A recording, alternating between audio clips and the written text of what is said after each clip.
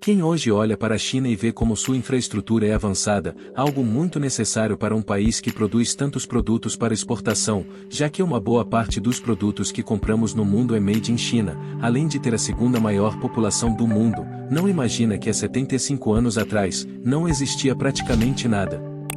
Rodovias, ferrovias, a infraestrutura como um todo praticamente não existia.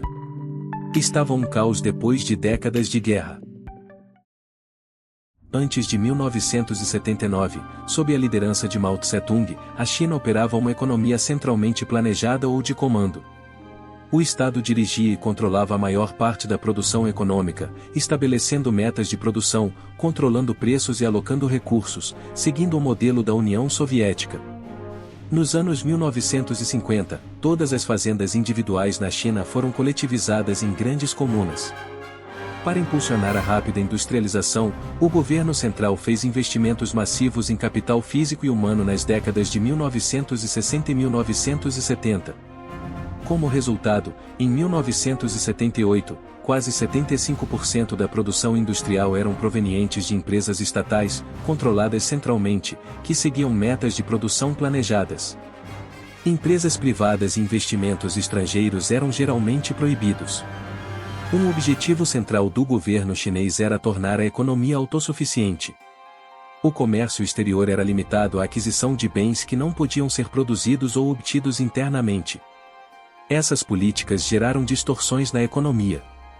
Como o governo central gerenciava e administrava a maioria dos aspectos econômicos, não havia mecanismos de mercado para alocar recursos de maneira eficiente, resultando em poucos incentivos para que empresas, trabalhadores e agricultores aumentassem sua produtividade, ou se preocupassem com a qualidade do que produziam, uma vez que estavam focados principalmente nas metas de produção definidas pelo governo. Apesar de no início a economia se alavancar muito, a China sofreu crises econômicas significativas durante a liderança do presidente Mao Tse-tung, inclusive durante o Grande Salto Adiante, de 1958 a 1962, que levou a uma fome maciça, e a Revolução Cultural de 1966 a 1976, que causou um caos político generalizado e desorganizou muito a economia. Além disso, o crescimento dos padrões de vida chineses estava estagnado em comparação com os do Ocidente e do Japão. Em 1978, logo após a morte do presidente Mao em 1976, o governo chinês decidiu romper com suas políticas econômicas de estilo soviético, optando por reformar gradualmente a economia, segundo os princípios do livre mercado, e abrir o comércio e investimentos com o Ocidente, na esperança de aumentar significativamente o crescimento econômico e elevar os padrões de vida. A partir de 1979, a China iniciou várias reformas econômicas. O governo começou a oferecer incentivos financeiros e propriedade para os agricultores, permitindo a eles vender parte de suas colheitas no mercado global. Além disso, criou 4 zonas econômicas especiais na costa para atrair investimentos estrangeiros, aumentar as exportações e importar alta tecnologia. As reformas subsequentes descentralizaram a formulação de políticas econômicas em vários setores, especialmente no comércio. O controle econômico de várias empresas foi transferido para governos provinciais e locais, que puderam operar e competir com base nos princípios do livre mercado. Cidadãos também foram incentivados a abrir seus próprios negócios. Outras regiões costeiras e cidades foram designadas como cidades abertas e zonas de desenvolvimento, oferecendo incentivos fiscais e comerciais para atrair investimento estrangeiro. Gradualmente, os controles estatais sobre os preços de muitos produtos foram eliminados, e a liberalização do comércio tornou-se uma chave importante para o sucesso econômico da China. A partir do momento em que a China deixou de ser economicamente fechada, em 1976, a necessidade de uma infraestrutura mais robusta e eficiente seria necessário para atender a todas as demandas das indústrias, nacionais e estrangeiras, que viriam a ser instaladas em um futuro próximo. A partir de 1990, a China começou a investir de forma massiva em infraestrutura. Motivados pelo rápido crescimento da indústria, que necessitava de uma infraestrutura que suportasse o volume da produção, os chineses investiram pesado em suas rodovias, com ampliação da sua malha rodoviária, melhorias das existentes, construções de pontes e viadutos para reduzir a distância entre locais e aumentar a eficiência da circulação de mercadorias no país. Não é coincidência que as maiores pontes do mundo estejam localizadas na China, como a ponte Danyang-Kunshan, com 164,8 km de extensão, e a ponte de Tianjin, um gigantesco viaduto, que integra a linha férrea de alta velocidade Pequim-Xangai, com 113,7 km de extensão. Fruto de pesados investimentos no setor.